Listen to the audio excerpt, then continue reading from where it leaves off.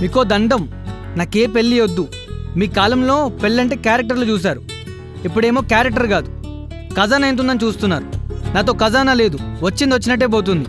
అయినా నేను మీకు విషయం చెప్తున్నా, ఇంకోసారి నేను ఆఫీస్లో ఉన్నప్పుడు కాల్ చేయకండి. ఓయ్, నా మూడ్ బాగాలేదు, నేను బయటికి వెళ్తున్నా.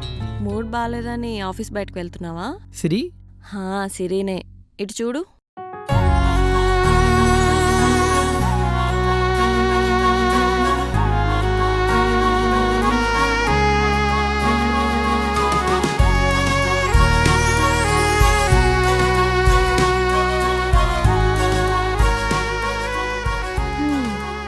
నీ మూడ్ ఆఫ్కి రీజన్ ఏంటి? Night match ఓడిపోవడమా?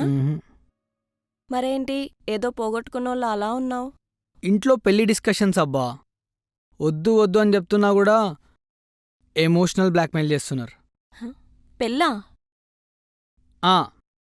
పెళ్ళే. పెళ్లి టాపిక్ వచ్చిందని డిస్టర్బ్ అయ్యావా? పెళ్ళంటే చచ్చేంత భయం నాకు. వాళ్ళ ఎక్స్పెక్టేషన్స్, అమ్మో.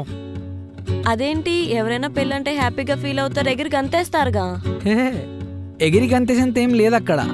వాళ్ళ కోరికలు అవి వింటుంటే కొయ్యి తీసి పడుకోవాలనిపిస్తుంది.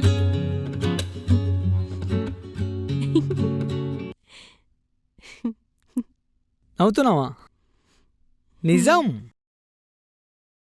మీ ఎక్స్పెక్టేషన్స్ చెప్పనా? మా అబ్బాయిలకి శాలరీ ఎక్కువ ఉండాలి, ఏజ్ తక్కువ ఉండాలి, మేము ఎక్కడైతే జాబ్ చేస్తున్నామో అక్కడ ఓన్ ఫ్లాట్ ఉండాలి, అమ్మ నాన్న మాత్రం ఊర్లో ఉండాలి, ఈఎంఐల కారు ఉన్నా పర్లేదు కానీ పెళ్ళి కాని చెల్లి మాత్రం ఉండొద్దు. నాకు తెలిసి నీ లైఫ్ బానే ఉందిగా, పెళ్లి చేసుకోవచ్చు కదా. నా లైఫ్ దూరం నుంచి చూసే వాళ్ళకి బాగానే ఉన్నట్టు అనిపిస్తుంది. అదే దగ్గరకు వచ్చి చూస్తేనే ఇంత దరిద్రం, ఎన్ని బొక్కలు ఉన్నాయేంటి అని అనిపిస్తుంది. నా బుర్రకేం ఎక్కట్లేదు. అమ్మాయి కదా, నేను ఫీల్ అయ్యే ఎమోషన్స్ నీకు అర్థం కావు అంతే. ఏంటి, అబ్బాయిలు ఎలా అనుకుంటారా? తొక్కలో ఎమోషన్స్ మీకే ఉంటాయి. మరి మా ప్రాబ్లంతో కంపేర్ చేసుకుంటే మీ ప్రాబ్లం నథింగ్. మేము జాబ్ చేస్తున్నాం, మేము ఫ్యామిలీకి రెస్పాన్సిబుల్గా ఉంటున్నాం. అసలు మీ ప్రాబ్లం ఏంటో తెలుసా? మీ అబ్బాయిలు ధైర్యంగా ఉండరు, అంతే. అంతే అంటావా? అంతే. ఇప్పుడు చూసావా ఎంత రిలాక్స్గా ఉన్నావో? నాతో మాట్లాడితే ఎవరైనా అంతే, ఇట్టే రిలాక్స్ అయిపోతారు.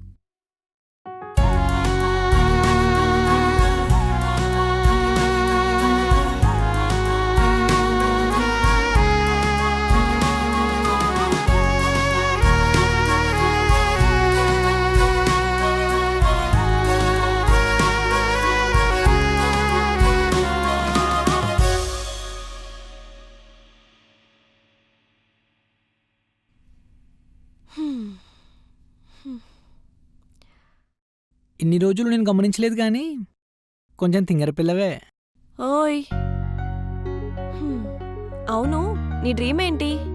నా డ్రీమా ప్రపంచమంతా బైక్ మీద తిరగడం. బైక్ వేసుకుని 50 కిలోమీటర్లు తిరగలేవు కానీ నువ్వు ప్రపంచమంతా తిరుగుతావా? నిజం చెప్పు, ఏదో ఫార్మాలిటీకి చెప్తున్నావు కదా. అది నా డ్రీమ్ అబ్బా. అది ఇంకెప్పటికీ డ్రీమే. అయినా ఈరోజు నువ్వు కొంచెం కొత్తగా కనబడుతున్నావు, రోజు సైలెంట్గానే ఉంటావు కదా. నా మాటకి విలువ దొరుకుతుందనిపిస్తే మాట్లాడతా, లేదంటే సైలెంట్గా ఉంటా. అంటే ఎలా? అవతల వాళ్ళు మూడ్ ఆఫ్లో ఉన్నప్పుడు ఏదో ఒకటి చేసి వాళ్ళని నవ్వించాలనుకుంటా. అలా చేసినప్పుడు నేను వాళ్ళకి డిఫరెంట్గానే కనిపిస్తా. ఇప్పుడు నీకెలా అయితే కనిపిస్తున్నానో అలా. అయినా అవన్నీ నీకెందుకు? అలా చూసి కూడా వదిలేస్తే వాళ్ళు డిప్రెషన్లోకి వెళ్ళి రాంగ్ డెసిషన్స్ చూస్ చేసుకునే అవకాశం ఉంది. అలా అవ్వకూడదనే ఇలా. దీన్ని బట్టి చూస్తే నీకు కొంచెం మంచి మనసే ఉంది. నాకు ఇలా ఉండటమే ఇష్టం. ఫ్యూచర్ గురించి ఆలోచించడం కానీ, దాని మీద ఆశలు పెట్టుకోవడం కానీ చేయను. ఎందుకంటే మనం ఏదో యాక్సెప్ట్ చేస్తే మన మైండ్ కూడా దానికే అడిక్ట్ అవుతుంది. అందుకే ఎవ్రీ సెకండ్ నవ్వుతూ ఉండటానికి ట్రై చేయాలి, నా అలాగా.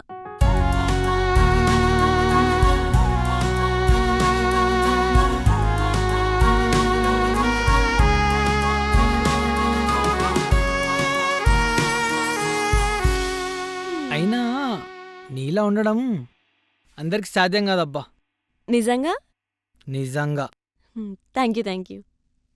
ఆ, నేను కూడా నిన్న క్వశ్చన్ అడగొచ్చా?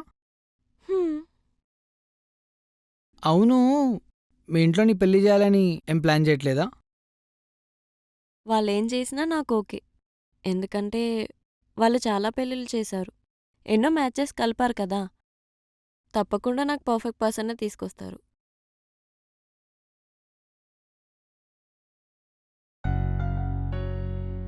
అయినా అందులో ఎంతమంది హ్యాపీగా ఉన్నారు, ఎంతమంది టార్చర్ పడుతున్నారు? ఏంటలా మాట్లాడుతున్నావు? అరే నిజం. ఈ రోజుల్లో ఒక అబ్బాయి అయినా ఒక అమ్మాయి అయినా ఒకే వ్యక్తి తన జీవితం అనుకునే వాళ్ళు చాలా చాలా తక్కువ ఉన్నారు. అండ్ చేసుకున్న పర్సన్ కరెక్ట్గా లేకపోయినా ఎన్నో ఫ్యామిలీస్ అడ్జస్ట్ అయి బతుకుతున్నాయి. అందుకే మీ ఫ్యామిలీ వాళ్ళు నీకేం చూసి సెలెక్ట్ చేస్తున్నారో నీకంటూ ఒక ఐడియా ఉండాలి కదా.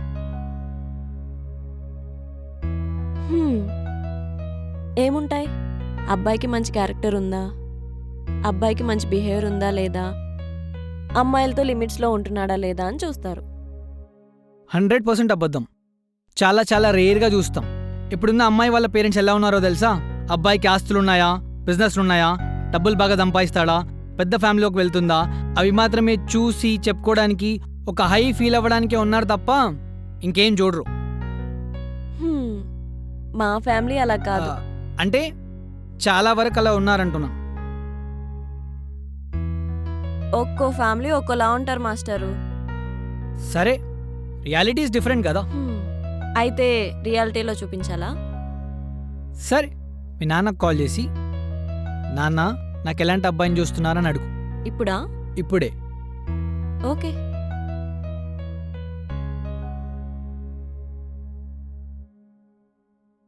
డాడీ, మిమ్మల్ని ఒక క్వశ్చన్ అడుగుతా, అబద్ధం చెప్పకుండా నిజం చెప్పండి.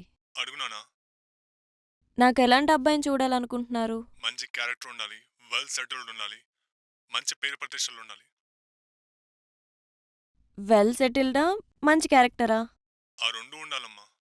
ఆ రెండు లేకపోతే నువ్వు హ్యాపీగా ఉండవు. ఓకే. చూసావా, ప్రతి అమ్మాయి వాళ్ళ ఫ్యామిలీ వాళ్ళ ప్లాన్స్లో వాళ్ళు ఉంటారు. అయినా వాళ్ళు ఆలోచించడం తప్పులేదు.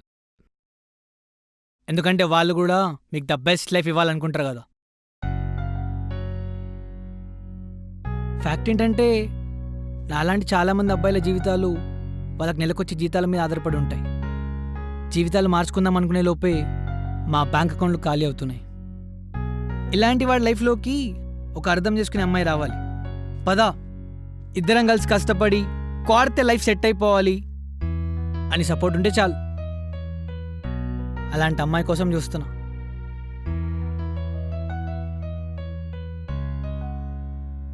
అంటే నువ్వు ఆ అమ్మాయి నుంచి ఏం ఎక్స్పెక్ట్ చేయట్లేదా?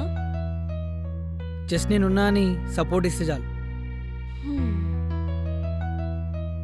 ఈ రోజుల్లో అలా అనే అమ్మాయిలు ఉన్నారంటావా?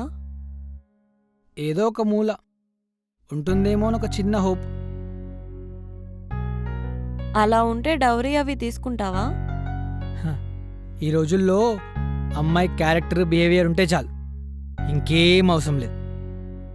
క్యారెక్టర్ బిహేవియర్ లేదంటే? లైఫ్ లాంగ్ పెళ్లి చేసుకోకుండానే ఉంటా కానీ సన్యాసిగా పెళ్లి మాత్రం చేసుకోను.